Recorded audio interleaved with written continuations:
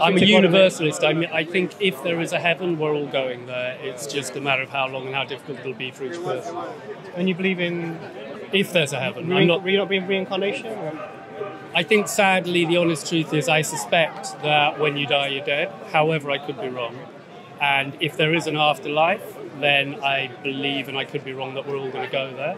But the more effort you put... God exists then? Well, no, because I'm hopeful, very hopeful, that religion is right about the Fitrah. I think in terms of its emphasis on niyyah, intent, and Fitrah, it's bang on point. I think you're putting the cart before the horse. I'm sure you think that. I can see why you would. And I'll tell you why I think that. You're saying that there is this somehow intuitive song. Yep.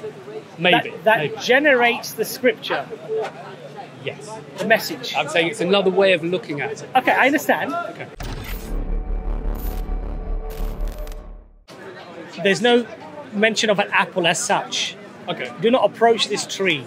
Okay. Do not eat from this tree. What it was, whether it was anything that is humanly recognizable to be a particular fruit that we have, we don't know. Yeah. It doesn't I'm not taking the apple literally for 1 minute. Yeah, I understand. So for us, it's. I think the important thing was it wasn't important. The identity of the fruit was not the. Agree. We agree. We of course, totally right? agree. So the lesson that you learned from that was very important. Yeah. And so for us as Muslims, it is an understanding that humankind has the propensity to fall into error, to make mistakes, to do wrong. Yeah. That's definitely true. So that's somewhat similar to at that moment. Yeah. Yes. So whether it's born at that moment, if that's the first human being that we believe is the first human being. Yeah. So yes, I suppose for our dimension, for our creation, for us human beings, it would seem reasonable to believe that that was the first lesson that was for human beings. Good. Now I'm taking that to mean that human psychology upgraded. Yeah. Yeah. So now the point here is this, though. But what does that, Imran? We're having a really good brother. I've forgotten your name actually. This is really love. There's a few people I love having discussions with here. Thank you. This gentleman definitely is one of them. Totally. I won't because I've had COVID and I'm recovering. About a week ago, but he's recovered. But he's negative. I'm negative now. Nice to meet you. So we had a really lovely discussion last time. Hashim sort of brought me in, but I had to rush home because we had a stream on that night, and I just saw Brother Tony again. So at that time we were just talking about. We're actually on the same topic. We're similar topic. At that time, it was very much because I think Tony is one who I don't want to sort of paraphrase. If I'm wrong, please correct me. But he actually takes belief from a myriad of religions, not necessarily narrowing down to one specific one. And then so we were having a conversation that, but if you could establish that one was true, and you were convinced beyond reasonable doubt, would you then conform to that one, especially if it contradicted to other beliefs, right? Yeah, then yes, you would. So that wasn't the discussion. But today's discussion is very interesting. It's about Adam and Tony's concept of he agrees that he doesn't believe that we inherit the sin of Adam, but that it was an inevitability that it was going to happen. He said, and that from that we learn a myriad of concepts about humans and human nature. Yeah. So I said to Tony that actually a lot of that we would probably there's no issues here. Actually agree with a lot of that, right? So what I was explaining to you, Tony, was that first of all, as I said, the fruit wasn't important, so it wasn't actually mentioned. Yeah. Of course, you realise that. And the inevitability, we would say everything happens by the will of Allah, the qadar of Allah. So whatever is written, the pens are lifted, and that was going to happen. It was already recorded to happen. So you might be a bit off camera now, just so you know. You're more important than me. No. No. I really love talking to you. It's really nice. Now, the thing is that, but from that, the Quran refers to it as a slip. Not that they fell into like major sin and they were detached from God's mercy. No, they slipped. Yeah. That could be, for example, that they were told not to approach the tree. Yeah. And it could be that they became forgetful, or they were enticed, or whatever it was. Because was it you who told me that in Islam they forgot they'd been told that? So there are different, obviously, views in relation to that, but we believe it as the Quran explains it. We don't want to elaborate too much on it and try to superimpose our own understanding. But the Quran, very interestingly, calls it a slip. And it's not some eternal fall of man. Agreed. Now, what we learn as Muslims is what happens after this event. Yeah. So, first of all, it teaches us that we have the capability and the ability to do good and bad, to be forgetful about things that God may have asked us to do. Would we agree that you didn't have that ability before the apple eating? That So you were amoral? We would believe that concept of recognizing the truth and differentiating it from error and recognizing the sin is something Allah placed as a fitrah in all human beings, a predisposition. Almost like let's say the operating system for your PC or your Apple Mac or whatever it might be. You know what? Thank you. I hadn't realised I believed this. I'm seeing the apple eating moment as the moment the fitrah is instilled. I think, logically, from where I'm coming from, maybe I'm wrong, I've got to think about it deeper now. I think what I'm saying is that prior to the apple eating moment, you don't have a fitrah. So I think what I would do is I would not talk about Allah on things that I have no knowledge about. Did it come at the time of Adam? Of course, we would believe that the concept of the fitrah in human beings was eternal. It was with Allah's knowledge eternally. When Allah decided to execute that, was it just before the fruit or after the fruit, the thing that was eaten, a tree that was approached? We wouldn't comment on that because specifically if Allah has referred to it, and maybe if there's a scholar who says that yes, Allah has referred to it, then we would speak about that. Otherwise, we shouldn't, as Muslims, speak about those things. What we should do is learn from the slipping as to how I can better my relationship with my Creator. So the first thing is that the propensity to do wrong, we can establish that because we see what happened with Adam and Eve. May Allah be pleased with them. But what we learn from that is that Allah then gave a mechanism to establish forgiveness and mending of our relationship with our Creator. And that was through repentance. Now, the beautiful thing is that those verses, i.e. the very prayers of Adam, are verbatim mentioned in the Quran that Allah had inspired him to say, so he could attain forgiveness and mercy from Allah. So can I just underline one of Yeah, please. So we don't believe human beings are ever amoral. So there's amorality. We don't believe exists for human beings. And in fact, that is a feature that makes us different. One of the features that makes us different from other types of creation. And the Garden of Eden has a function in our story of human beings. And the function of that story is to teach us how to reconcile ourselves with the Creator. So we're given this ability to choose between right and wrong. And then you're put in a position where eat what you like, but just don't eat this. It's an arbitrary thing. There's nothing specific about the tree or the fruit that sort of has an impact. We've got water as well. If you I've want. got buckets of water. And if then, anyone wants water, I have water. And then, essentially, human beings are allowed to carry out their moral agency. When they make a decision that is wrong, eating of the fruit, which in that context, because God has told you not to do that, that would be an amoral act. They are then immediately taught how you reconcile yourself with the Creator, and they're taught the words of repentance. And then God says, okay, now that we have taught you this mechanism of reconciling with us, very straightforward way, just repent and I will accept your repentance. I will send you to the earth now, because now so God, it will be almost like a nursery or training ground to use our morality. And then you're placed upon the earth, and then I will send you guidance and messengers, follow them, and if you follow them, you should neither fear nor shall you grieve. So this is so for us, the mechanism of how we deal with the Creator hasn't changed. It's a direct relationship where you worship God alone and you repent to Him directly if you've sinned, and God will forgive you. So the whole idea is human beings, we didn't really have a fall, we were meant to be here. So before Adam was created, God says to the angels that I will create a vice regent for the earth. Well, we broadly agree. Okay, great. The eating of the apple was inevitable. It's going to happen at some point. Yeah. It was. So it wasn't a sin because it wasn't contingent. It was, as I said, inevitable. Sins have to be chosen. It has to be possible to choose a different path. Yes. So the apple eating incident, because I'm looking at this from the point of view of evolutionary psychology, which I know you may not be fans of, but in as far as we're walking parallel paths, it's interesting to explore.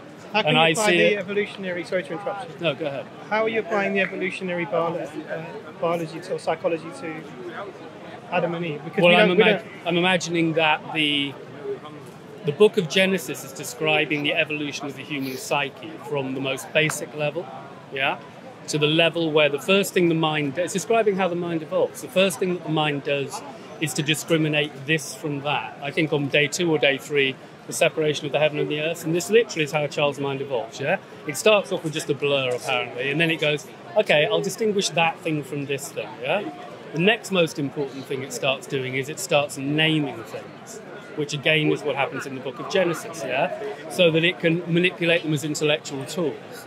The final and most important thing it does is it gets the shock horror of realizing its own mortality, and its full condition comes online, and with that it becomes a moral agent, at which point you need religion to guide you and so on. So it's all conducive. Sure. So our conception of, because what you've done is it's interesting. You're not Baha'i or anything, right? Not what? Baha'i? I don't know what is that. Baha'i is a group of it's a religion where people accept everything. It's a perennialist religion. I'm a universalist. I think if there is a heaven, we're all going there. It's just a matter of how long and how difficult it'll be for each person. And you believe in... If there's a heaven. You're not being reincarnation? Or? I think, sadly, the honest truth is I suspect that when you die, you're dead. However, I could be wrong. And if there is an afterlife, then I believe, and I could be wrong, that we're all going to go there. But the more effort you put... God exists then, right? Well, no, because I'm hopeful, very hopeful, that religion is right about the Fitrah. I think in terms of its emphasis on niyyah, intent, and Fitrah, it's bang on point. And that Islam isn't the only religion that does this, but these seem to be the core things. And that each individual's salvation they will have to earn by doing their own work in accordance with their own Fitrah, and the more you put it off, the more work you'll have to do. If you're Hitler, you're going to have to do an awful lot of work. Tony, I think this sort of bridges over to what we were discussing last time as well, which is that, what's crucially important for clarity in terms of the what's what, basically, is that the Fitrah is a mechanism and a tool that allows you to know right from wrong, and allows you to recognize the Creator, more importantly, to recognize the existence of the Creator. Sure. Okay. But the Fitrah can become clouded. And it can I'd say, in my thinking, that's metaphorical. No, let me explain to you what I mean by that. Okay. So God consciousness, or the connection to the Creator, we are told, can be affected by perhaps attaching yourself too much to materialism, for example. So what is the mechanism now? Because clearly now the Fitrah has become clouded. What is the mechanism that you can use to uncloud the Fitrah and arrive at a situation with more surety than I think this seems reasonable to me? Sure. And that's what I said to you last time, which is that what one needs to establish is, first of all, there should be some if questions. If God exists, is there guidance from this God? If I investigate the different claims to guidances from this God, is there one that is correct, or are they all perhaps false? Or all perhaps correct to varying degrees. Right. Well, that could be. That's one possibility. But that would then assume that there are some errors in them as well. Yes. Right. Which means it can't be purely from God Almighty. There has to be some interpolation or additional subtraction, because God would be perfect in his wisdom and his knowledge. Unless you just start from the beginning by assuming that finite mortals will inevitably make mistakes and misinterpret things. But we're not talking about the actions of mortals. We're talking about if God exists. Yeah. Is there a revelation? If there are lots of claims to revelation, is there one that can be attributed to God? if there is one that can be attributed to God, are there any further reasons that I can apply or investigations I can apply to establish that as a reality for me? And if that is the case, should I now believe everything it says? And that would then give you clarity when it comes to these issues of what exactly happened at the time of Adam, what should we learn from that, what are the lessons that we should learn from that, how can I establish those lessons in my life to achieve goodness and clarity. And so it's a very logical step. As we I can see other ways of computing. What would you say is a better way to arrive at that situation? Show me a better way to arrive at truth. No, I like modal logic, so I like keeping multiple ideas bubbling. So you've got a model, and I want to keep that on the boil, Yes. and put other models on the boil as well. Yes. I'll build in a hypothetical axiom, which is human beings will always get it wrong to some extent. That's fine. Okay? I'd agree with that. Okay. And that therefore, no matter how well God in an infinite and perfect state, Yes. assume for a minute I believe in a literal God the way you do. Yes. No matter how well he sings the perfect song perfectly, Yes. the human ear and the human mind in hearing it will inevitably hermeneutically misinterpret it to some degree. Yes? Each of us will try and re-sing that song. None of our voices is as good. And even if we did sing it as perfectly as our nature would allow, our nature would still never be enough to allow us to do it equal. Therefore, you've got to expect that there'll be some loss of genuine quality in the message. Yes. So don't be surprised that when you re-sing the perfect song, it doesn't sound quite as perfect. Yes. So just accept that's inevitability. Yes. And that when the imperfections arise, they haven't come from God, they've come from the inevitability of the human condition, and fight through it. Yes. So assume that we have all heard a good song. Yes. Assume none of us is going to sing it perfect. No, hold on a second. So your point really is, it's a good point, by the way, which is that human beings have limitations. Yep. And even if the song is perfect, Yeah. the way in which that song is interpreted is down to our own capabilities and understanding, which are limited. Yeah. Okay. But is it important to at least start with the perfect song? I think we've got, yes, let's start with the assumption and the faith that there is a perfect song. Right. Okay? That may not be the case, but I'm more than happy to run with it, and I'm hopeful. So that being the case, Yeah. is it therefore not important to at least have certain logical or rational reasons or points of investigation to establish the reality of whether that exists or it doesn't exist? Definitely. So when we do that, and if we narrow it down to one, that this, from our perspective, the Quran, is that perfect song, perfectly preserved. If I have come to that conclusion, does that give me more clarity than somebody who just thinks about things by himself, or does it give me less clarity? What would you say? If you've come to that conclusion. So if I've come to the conclusion through investigation that this perfect song that you're talking about, i.e. for us would be the Quran, and I arrive at a conclusion that this is the literal word of God, do I have more of a potential of arriving at clarity on matters than the one who hasn't looked at the perfect song? If your judgment call is correct, it predicates on you making the correct Even judgment if my call. judgment call is the same as the other person, if I start with the perfect song, do I have a greater chance of being closer to the truth than the one who doesn't have the perfect song? Yes, you would do. In my analogy, though, I'm assuming that the Fitrah effectively is the fact that we all inherently have heard the song. No, so that's what the Fitrah is. Let's build on that point that you disagreed upon.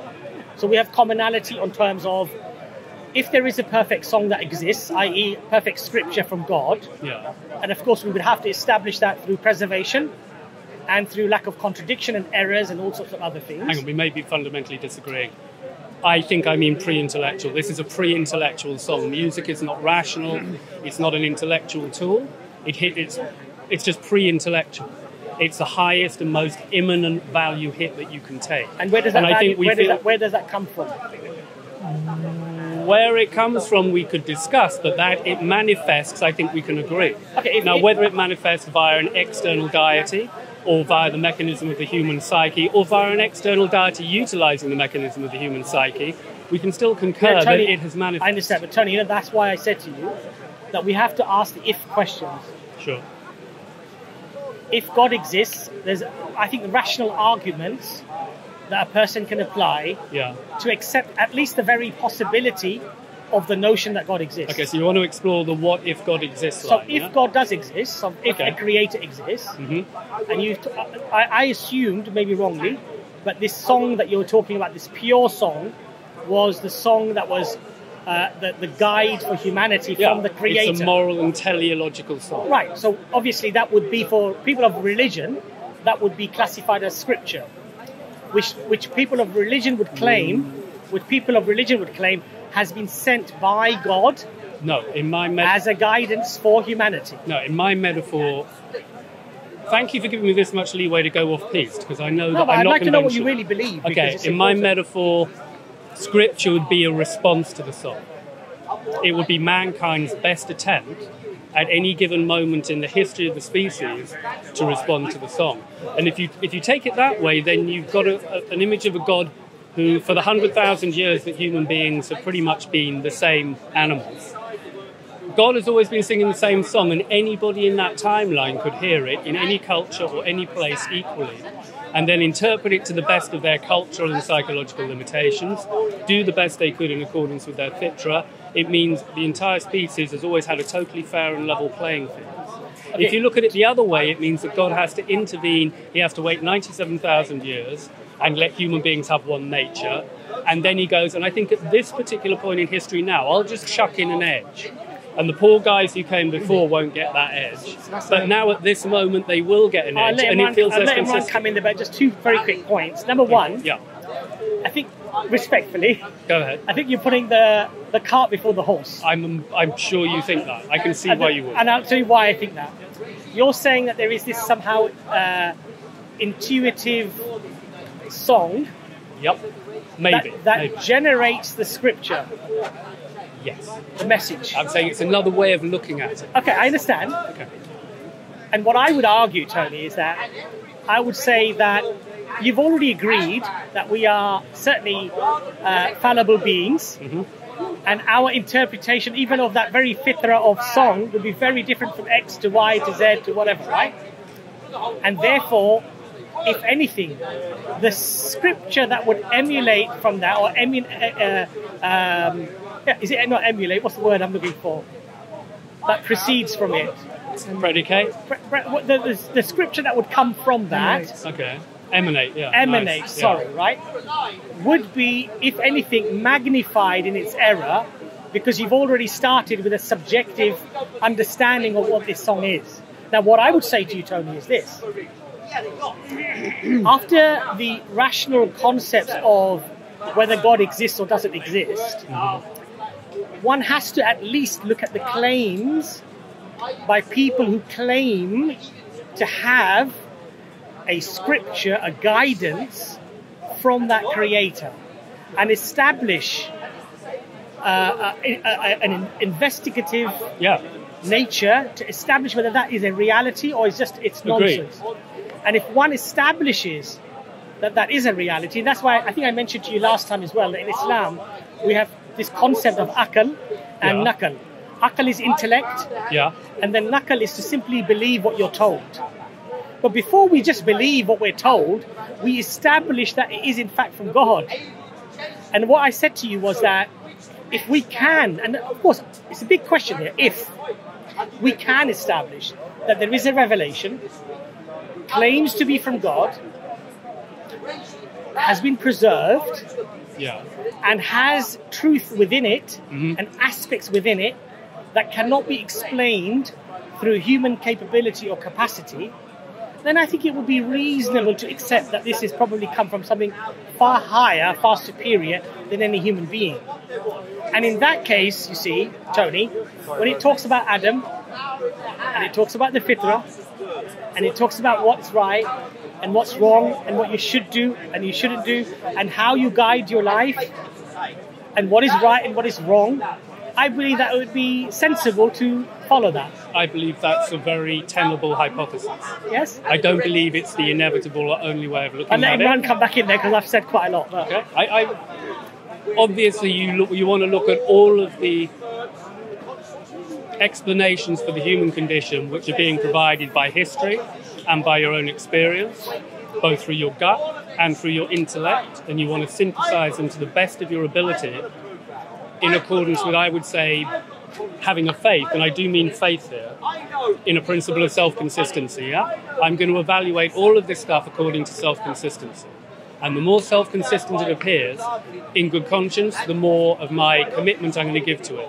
I'm never going to draw the conclusion I'm certainly right. That would be foolish. I'm going to play the odds. But the odds of something being valid go up as it becomes more self-consistent, yeah? So what I instantly want to do is look for the best counter-arguments to my own position. The people I like to talk to most and debate most are the people who are not just selling their point, but they're actively exploring the opposite to their point, and it's what I want to keep doing myself, yeah? You move further by finding the inconsistencies and then reconciling them wherever possible, or occasionally having to discuss. Could we agree on that methodology? I would have to. I'll pass it over to the doctors. I've said quite a lot of stuff. So maybe I've missed a lot of what you guys were talking about before, because it's all very quite vague and it's not specific at all. Really? I mean, yeah, that's how I felt it was. So my apologies. So what I wanted to understand, maybe you can clarify for me, because it seems as if it's, because we're sort of dealing with things that seem to be, and I agree, the cart before the horse sort of thing, because it seems like you're not sure whether there is a creator or not. That's fine, yeah, I'm not. And I would be... Okay. What was my quote? Tony, I think last time you admitted that you feel that there is something higher than you. I'm saying I hope there is. No, I think you said that looking at everything, that you're convinced that there is something. Okay, then. Whether you put a label to it or not. I might. We may have got cross lines there. Okay, maybe not. Okay. I want to aim for the best case scenario that is credible. The best case scenario I think and hope is credible is that we are all equal, spiritually at a fundamental level. We're all being tested. We all have a fitrah. Our duty is to try and align with our fitrah and live the life the best we can. Now, whether or not that pays off in an afterlife, where does that all come from, Tony? That's the question. I think that is definitely an important question. But I would put it to you that religion is primarily prescriptive. No, forget religion. Where does that come from? I'm not trying to duck that. No, I understand, but you've explained quite a lot of very wherever intricate... it comes from, because I've come from a phenomenological point of view. You know, like Husserl and Heidegger, people like that. So phenomenologically, how are we equal? How are we equal? How are we equal?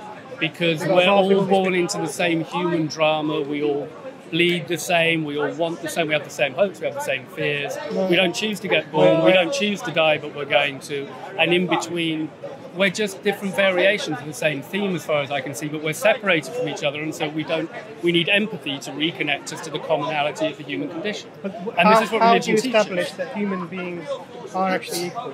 Because there's nothing equal about us. We're different heights, different weights, different intellects. I don't establish it because I'm not using that method. I'm saying... I'm saying what's the best case possible scenario? It's that we're equal. Why would you say that? Why would you say that? Well, okay, to me, just at a gut level, morally, the idea that all human beings... based upon what? Allow me to state my premise, and then you can dig into it. Tony's like me. He likes to really, I'm probably worse than Tony, actually. I'll probably say a lot more than Tony. I go from core axioms, okay? I probably go like, please. Okay, let me be clear. I'll come in a different angle. If I'm looking at the world honestly, and the human condition, it is possible that we've just landed in a horrible place and it's a big mistake. Okay? I can't deny that possibility. However, I am hopeful that our condition is somewhat better than that. I am hopeful that human beings, either through some divine mechanism, are attempting to teach themselves how to be the best people they can, that the forces in us will always be in play historically that have done this and will always be in play, and that each individual's life is a test, as your religion says, and that we need to align with our fitrah. Now, I don't know that's the case. I'm hopeful it's the case, and I'll keep that option on the table as long as I can explain it in a self-consistent, rational fashion, yeah? At the point when it comes into contradiction clearly with fact or itself, I have to dig deeper. But I think I can cogently argue the possibility that we're all born equal, we all have fitrah, we should all pursue it, and that your religion and other religions have profoundly important things to say to that. You're taller than me and better looking. How's that equal? Well, it's not, because I think you're much better looking, and I'd love to be your height. I'd love to be Muhammad Ijab's height. just at this camera. But, you know, I'm stuck as a hobbit, right? No. So now the point is, how is that equal? That's not equal, is it? Okay. No, you're right. This is where we You're have more to... muscular and worked out more than me. Here we I've got go. a bigger belly than you. How's that equal? Right, good. Now we got to talk about the nature of equality. I think what we need to do is define our terms, our basic terms. What do we mean by truth? A word everybody uses all the time, and yet if you ask people what they mean, they suddenly go, well, actually, I'm not sure. What our epistemic hierarchy is, in other words, when we're trying to pick certainties, on what basis are we doing it? What do we mean by the term equality when you think about it? Because clearly I don't mean that we're equal in terms of ability. Or wealth? Or wealth. Or power? No, clearly not. Or speed? Or clearly not. So intelligence? When the world's religions or people like Thomas Paine appeal to, we hold these truths to be self-evident that people are equal, they clearly don't mean it about something as fatuous as how we look, or how strong we are, or how you rich mean perhaps the value of the individual? Yeah, they mean there is a more profound existential equality. Now, call me naive, but it seems to me that when religion says that each of us is given one soul, the implication seems to be that all souls are equal. Yeah, some souls are more powerful, better than others. Yeah, we all get a soul. That seems to be an implicit statement of existential equality. What was your name, sir? Tony. Sorry, Imran. Imran, So I'd say ensoulment is either a literal or a metaphorical statement of fundamental So do you human get Tony's equality. argument now? No. So let me just go. I understand what you're saying. So you're sort of saying all the things that I understand what you're saying, but you're using terms without sort of any basis for them. So you're talking about. You mentioned the word divine, but we're not sure if God exists or not. You're talking about an existential ensoulment. The soul is something that's not seen, something that's not part of nature. It's a metaphysical concept that comes from those that believe in a Higher being. a higher being. You talked about the fact that we have some sort of. You referred to this sort of perfect song as the Fitrah. The Fitrah again is something that's. A Fitrah would maybe be a response to the perfect song. So this is what you put forward, but the Fitrah, as we understand it, is really our recognition of the existence of the Creator that occurred before we were placed ensouled into our bodies on the earth.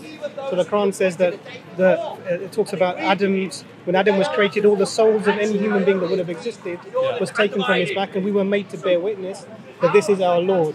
So and this concept of our search for a higher meaning, Fitrah, the fact that we believe a creator exists internally. If someone throws an atheist out of the plane, they suddenly become the most ardent theist. The reason for that is because we know inside our soul, our Fitrah, that we have witnessed the creator. Now, we are talking about slightly different things, but my concern is that when you're talking about your worldview, it's couched in probability, which is fair enough. Yep. The only issue with that is that you don't seem to build your position on any probabilities that you give. So I'll give you an example. For me, if there is no creator, we are purely only that exists, which is physical, material, and we are a product of that. Then ultimately, we have to be nihilists. That nothing has ultimate meaning. You can say my meaning is to skip across Hyde Park every Sunday. That can be your meaning. In a billion years, it has no value, no impetus, no meaning at all. We've already agreed we may be in a nihilistic universe. It's possible. So I don't agree with this. You don't even agree it's possible? I don't agree it's possible. Wow. I don't agree it's possible. Okay, I think objectively, I'm not asking you to believe it's true. I'm just asking you to believe it's possible, given that you have a limited intellect. I have a good reason to believe that it's not. I know, but you've gone to 100% certainty. That's a hell of a jump. Sure. So this is where you have to look at how we use our epistemic hierarchy. So we use our epistemic hierarchy to attain a level of probability that then becomes for us certainty. Okay, so this to me is now really interesting. What's your epistemic hierarchy?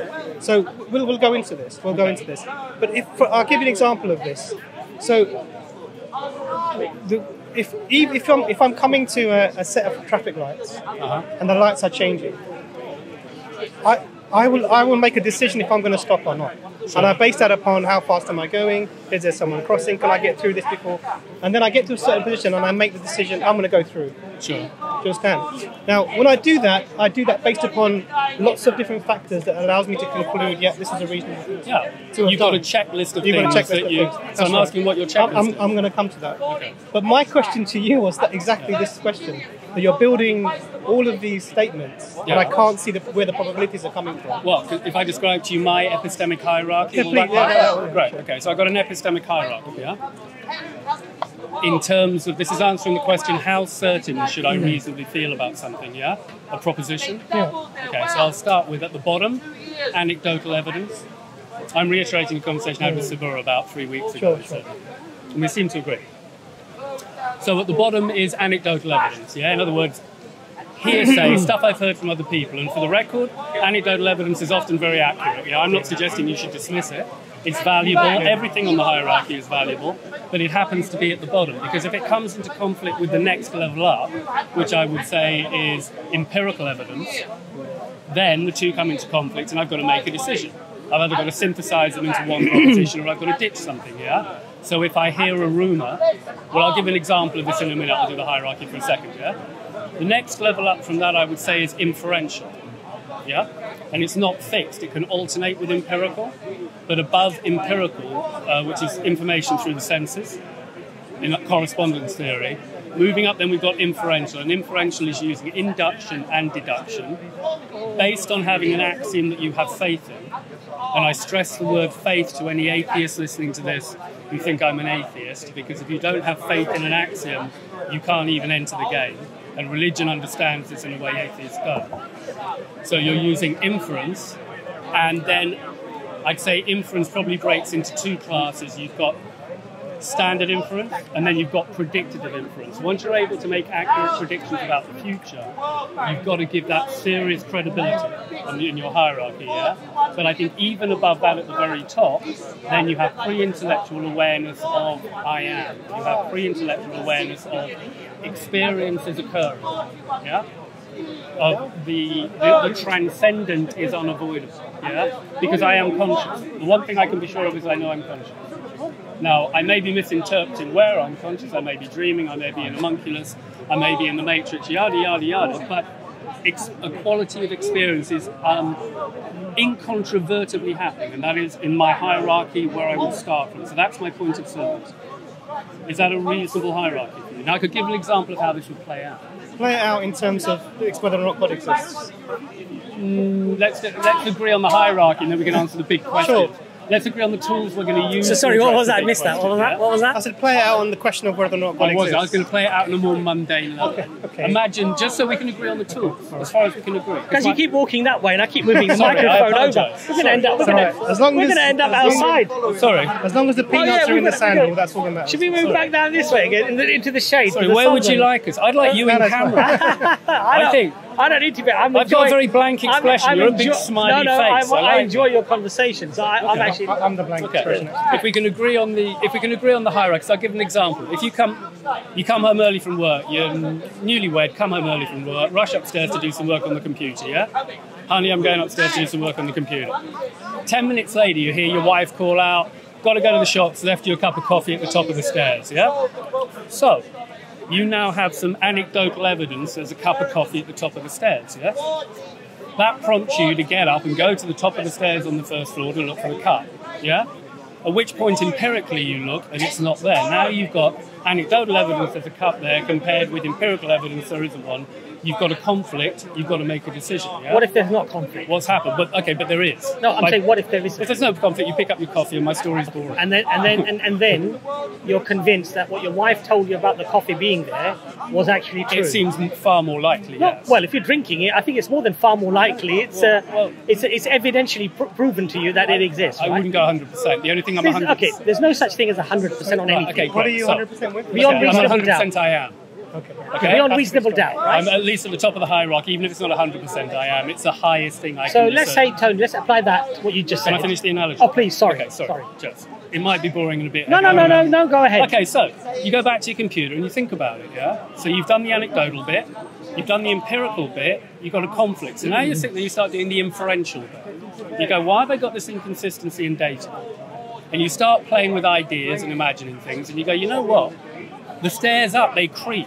If she'd come up and dropped me off a coffee, surely I would have heard her footsteps. Maybe I've misunderstood something. Maybe the problem is me.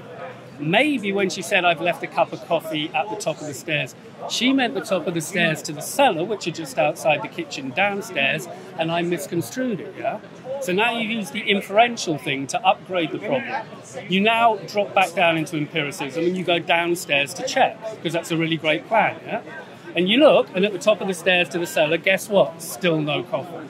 Okay, so now you're really stumped, right? So now you start kicking around and you go back to inference and you go, this is getting mysterious. You go to the kitchen, you feel the kettle's hot. Someone has put on the kettle. Also, there's a glass of coffee nearby. It looks like someone did make a coffee. How are you going to resolve this? Yeah? Then you notice, oh, there's a coat hanging by the front door that isn't from me or her. There's someone else in the house. You call out, someone down in the basement calls out, and now you get the full story. And the full story is, when you came home, your wife didn't know you came upstairs. When she called out, I've left a coffee, she was calling out to the plumber in the basement. Then she went out. The plumber came upstairs, picked up the coffee, went back to get on with the work. But because your situation was so removed from that, there is no way you could have worked that out instantly. You had to go on a whole quest using different levels of inference.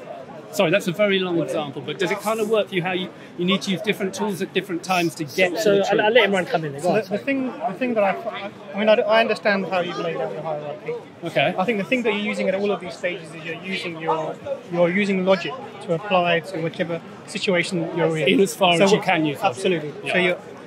So logic is, I would say we use logic in every single stage where you're using logic. Mm-hmm. Whether that's even simply assimilating information, or whether we're processing that information, however you want to do it, empirically, or if you're going to do it in your different types of inferences that you mentioned. I think so the field in which your hierarchy sits is that we use our minds to come to some form of conclusion at whichever level of your hierarchy there is. So let's try and apply that hierarchy. Sorry, they're actually on camera. That's okay. That's okay. Apologies. Nice to see. Sorry. That's okay. So if we apply your hierarchy to whether or not there is a creator. Okay. Because I think it would be interesting to know if you look at the two alternatives, yes or no. Let's look at that. How you would base your probabilities upon using your hierarchy. Well, number one, I don't think it's yes or no, because I believe there's a number of different ways that you can conceptualize God. This term God. Let's use balance of probability. So let's not use the word God then. Well, I'm happy to use the word God. I'm just saying that not all religions. I mean, do you conceive God as being, for example, definitely male? No. Okay. There's so there's a difference between concepts of God and then whether or not God exists. Just like there's a difference between theories of gravity and whether or not gravity exists.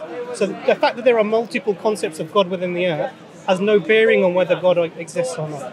So the question we're asking at this stage is not... I don't agree with what you just said. Sorry. You don't agree with No. If you can't come up with a viable mechanism which will tick the boxes on that hierarchy for why God would exist, then maybe he just doesn't. So you're answering whether or not God exists.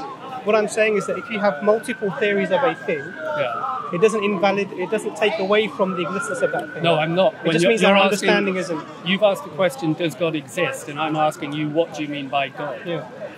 So then that's why I said, let's take the word God out of the equation. Oh, okay, fine. Yeah. Sorry. Because this is where I was coming to, because the examples you're providing are different concepts of the creator, of God. I'm assuming that whatever God is, he, she, it's going to be beyond my conception, yeah? And that therefore I should leave what God is a bit fuzzy, because it's always going to blow my mind. So that's why I'm saying that the models are not important. Mm-hmm. The concept of whether or not God exists is important. Yeah. We can come to conceptualize that being in another way at a later time. But the first step is to establish whether or not that being actually exists or not. And that's a different thing than to work out what is that God like. First you want to establish, given that we're here, given that you have your experience, you exist, and we find ourselves in this and we're having our empirical experience through our senses and what we observe around us, is it reasonable to believe that God doesn't exist, or is it reasonable to believe that there must be a God? I'll put to both account options. for I'll this? put both options on the table. Okay, so tell me I how know you're I gonna- can't be sure, so I could always be wrong. So where were your probabilities set? Because then the reason I It asked depends. this The is, more sorry. literally you take the God, the more literally you embody God as being, for example, male. You've decided he doesn't have to be male. So yeah? this is the thing. The probability of God being a viable concept increases the less literally and specifically you take the idea. If some religions, there'll be some people who go, no, God has to be masculine. God, right, now you wouldn't say that, and the very fact that you're more open to the idea that maybe God isn't that limited actually increases the probability Tony, that you've Tony, landed you're falling into more. the same Tony, thing. Tony, you know what it is? On any issue, to achieve a level of clarity where somebody accepts a particular proposition, Yeah, we generally base that on balance of probability. agree. So there are no 100%. Agree. There are no absolutes. There are no absolutes. I like that you say this, Okay. it's true. But what our entire life, Yeah, I wake up in the morning and I go to work. Why do I do that? Because on balance of probability, if I do that, I get paid. yeah. If I get paid, I can pay my bills. Agreed. And we live our entire life based upon these balances of probability. totally agree. Okay? We don't say, oh, but I'm not absolutely 100% sure that my workplace exists and that I should go to work and therefore that will pay my bills. No, we accept it as a reality based upon that balance of probability. Sure. So now when we come to the question of does the creator exist, We're playing probability. we should yeah? apply the same rationale Okay, I think the probability of balance of probability. Yeah, I think the probability the creator exists increases the less literally you take what you mean by the word the creator. So first we're not... Okay, fine, but at least you see where we're coming from. Yeah? I disagree. I'm willing to get very loose And the about reason- what and we the might reason- mean by there's a the reason- Forget the term details like specific. Imran is saying. Yeah. Imran is not talking about the details. Imran is talking about the very concept of there being the first cause of everything. Let's put it that way.